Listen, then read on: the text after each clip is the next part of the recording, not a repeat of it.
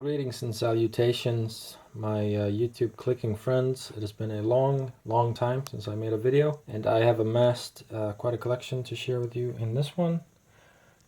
First up, this is probably my favorite movie of last year, 2015. It is Creed.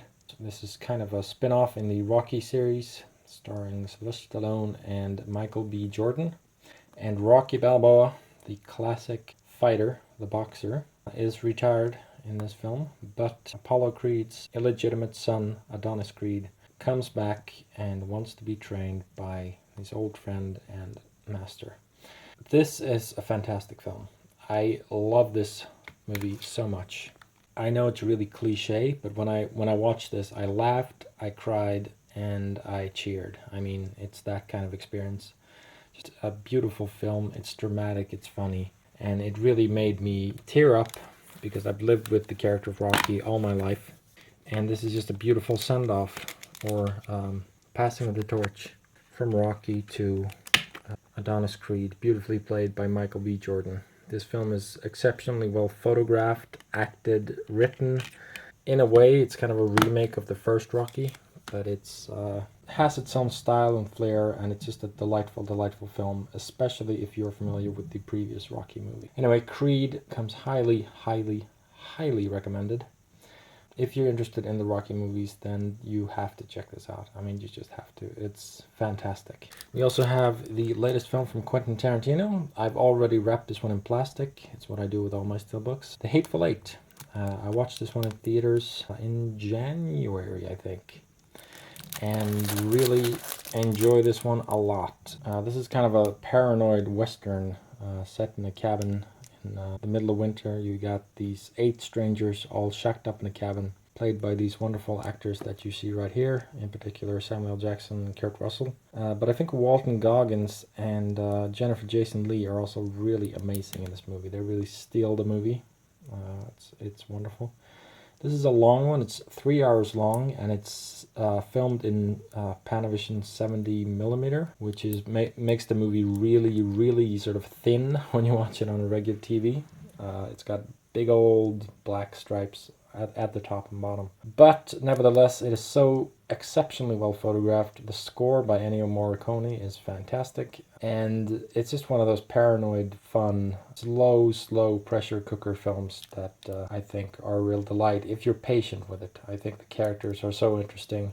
It's so interesting to guess like who's lying, who's telling the truth, what's going on here, and just a really stylish and fun film.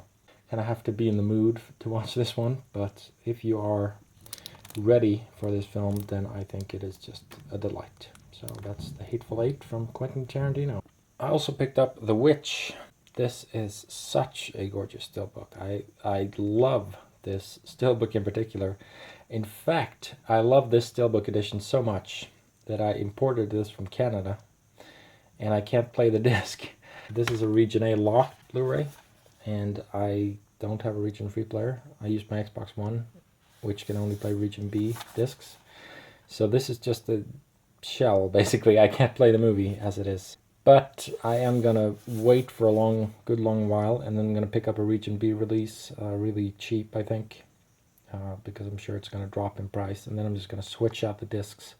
So in the future, I may sell a Region A locked copy of The Witch, if anyone is interested, but it might be a while, so.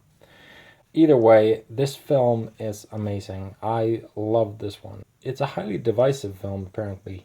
A lot of horror fans hated this one, but some people really loved it. It seems to be that kind of love it or hate it type experience, because this is really an art film. This is really a slow burn horror film. It's low-key, it's very quiet, it's very hush-hush, but it is gorgeously photographed and realized, and it is incredibly creepy. I mean, it got under my skin. It was atmospheric, beautiful, convincing, honest, real, creepy, stylish. I mean, you name it. This is art. This is pure art horror cinema. It's about a Puritan family in the, I want to say 17th century, who moved to New England, where their baby is taken by a witch in the woods. That's all I'll say about this movie. The movie that this reminds me of the most is actually The Shining. And I'm surprised that more people don't appreciate this film for what it is, because, you know, people love The Shining. So anyway, it seems to be a really polarizing movie. Love it or hate it. Some people love it, some people hate it. You have to be patient. You have to allow yourself to soak in the sort of style of the film, the language. You have to sort of be very open-minded to it. But I think if you are open-minded to it, you should really appreciate this film. I thought it was fucking amazing, honestly. Really fantastic. And this might be the most beautiful Steelbook edition I own. I mean, look at this. Look at it. It's a work of art, just as the movie. Perfect. I was a little bit broken here, just at the top here, a little bit dented, but it's okay. Nothing too major. But yeah, it was too bad. Here's actually a digital copy code. I could use this, but I'm not going to. I want a proper Blu-ray, so you guys use this one. Open iTunes, enter this digital redemption code, and enjoy. Hope you like this movie, because I certainly did. There's the inside, 2 discs there. There you go, there's kind of a crow on the inside of that one. But yeah, The Witch, shaping up to be one of my favorite horror films, or films in general, of the year. So check it out if you haven't already. I also want to recommend a horror movie called Hush, which is on Netflix. Really amazing horror movie. This one just arrived today. It's Independence Day. This is the 20th anniversary edition. I think it has a new transfer and some new bonus features. Really, really beautiful steelbook. It kind of has a spoiler on the cover there, so I hope you've all seen the movie. Independence Day is a movie that I watched in theaters when I was about 8 years old, I think. I was 8 or 9 years old in 1996 when this came out. And it's just a fun popcorn alien destruction movie. It's just a real delight. That's the way I would describe it. It's Will Smith, it's Jeff Goldblum kicking alien ass, and it's probably the best Roland Emmerich movie, that's for sure. I've always really enjoyed this movie, but it is a popcorn movie, make no mistake. And I can't wait to see Independence Day Resurgence. I just think that looks right up my alley. I'm gonna go day one, eat a big old bucket of popcorn, and just enjoy that movie for what it is. Here's a digital ultraviolet copy of the movie. I'm not gonna be watching this one, so you guys enjoy. Alright, you got that one? Good. So this one contains 2 discs. I think there are actually some new bonus features on one of them. And the movie has a new transfer. And I should also mention that it contains both an original theatrical cut and an extended cut, which is interesting. I don't know if I've ever seen the extended cut, so that should be very cool. I have no idea what the difference is between the two. But yeah, Independence Day is just one of those pure popcorn experiences. I mean, just a balls-to-the-wall action sci-fi movie. Anyway, Independence Day, great popcorn movie. It's going to be a lot of fun to come back to this one. I also picked up Macbeth, also a nice steelbook edition.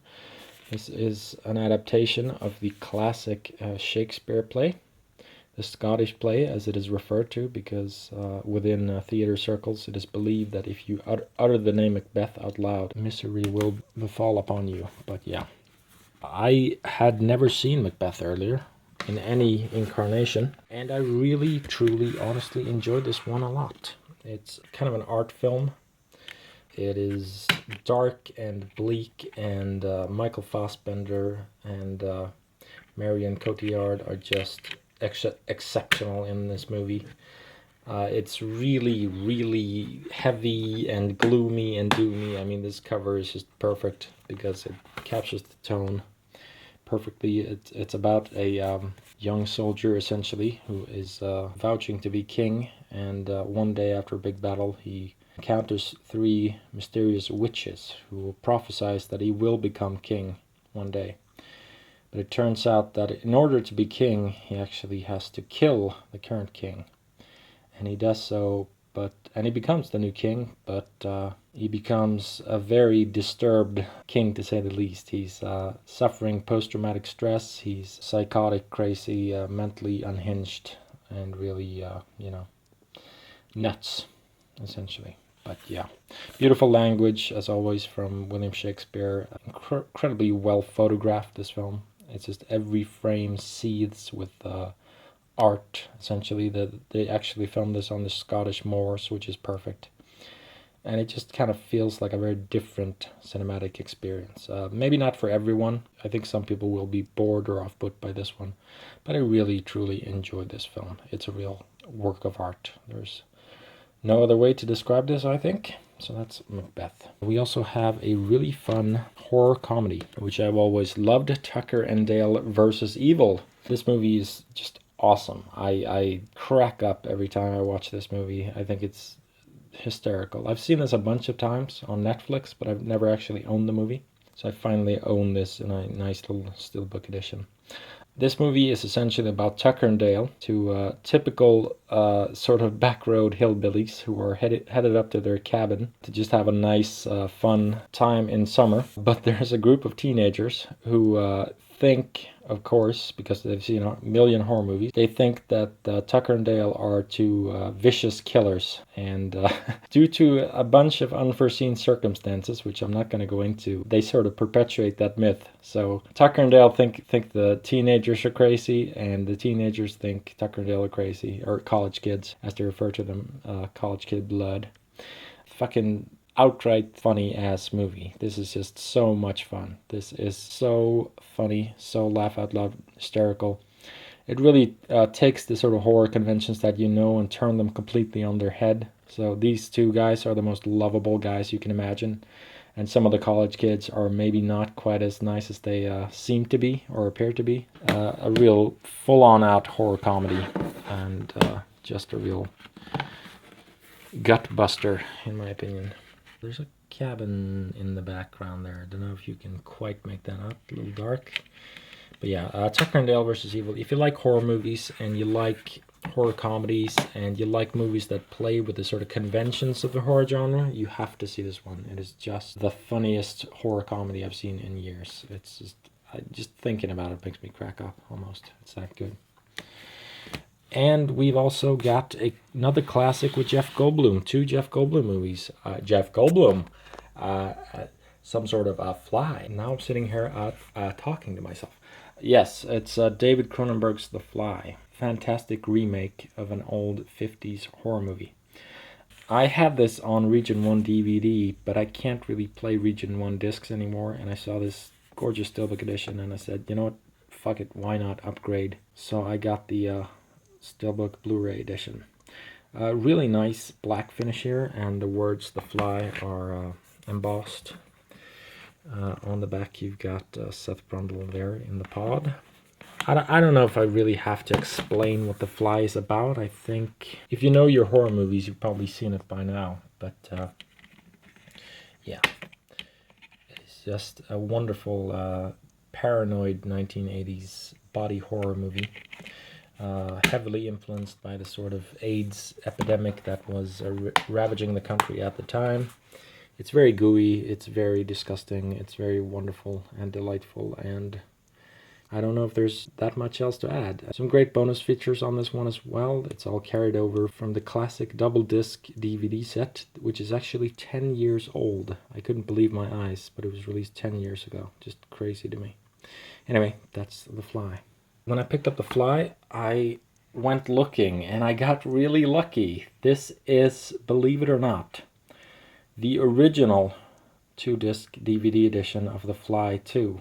This is the Swedish edition.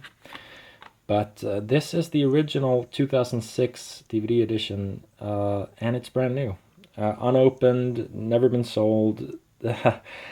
I got really, really lucky on this one. Really super lucky. I was just browsing. I was like, does anyone have The Fly 2? And I couldn't believe my eyes. I was like, wow.